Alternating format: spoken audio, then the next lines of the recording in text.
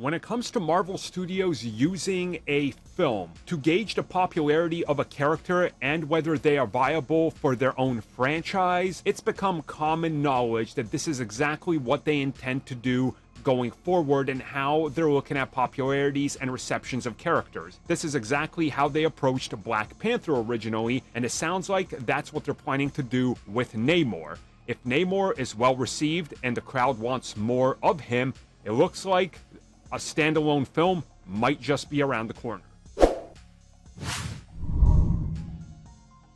Marvel Studios always seems to be looking forward into the future in terms of what exactly they believe could have potential franchise viability. Again, whether you like it or not, there is tons of characters that they're producing because one reason or another, they see the stats and the popularity of specific characters in comics that we don't, and they understand that there is a need for representation around the world because that draws in different demographics. So naturally, they're going to be doing this a lot more, as is every other studio. So when it comes to Namor, it's really not surprising that during the whole press media tour for Wakanda Forever, Black Panther was always the subject of everything, but as always, Namor gets brought up because he is the villain of the film. And when openly asked about more Namor and the potential, Kevin Feige said, "I hope so," because he loves the character,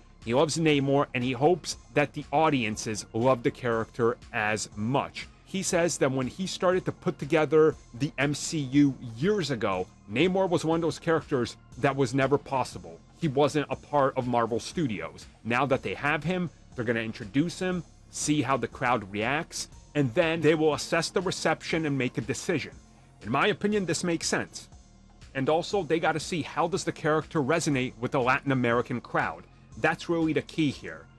There is a need for more characters that represent different parts of the world. This is exactly why we saw characters like Black Panther take off. This is exactly why, whether you like the movie or not, I don't care. This is why Captain Marvel worked and made so much money. Because women went to see the film, right? Like, that's there. They see the numbers. It doesn't matter that you don't see it or it's not for you. That's what he's saying here. And in these interviews, you start to understand that Kevin Feige is gauging the reception of not just the fans, but the larger community at hand. And he says if there is more demand for characters like this, that they're going to move forward with more.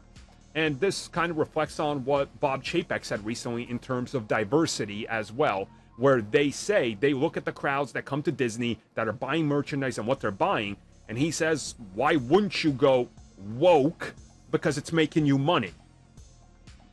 I mean, yeah, you respond to what's making you money. Like, what?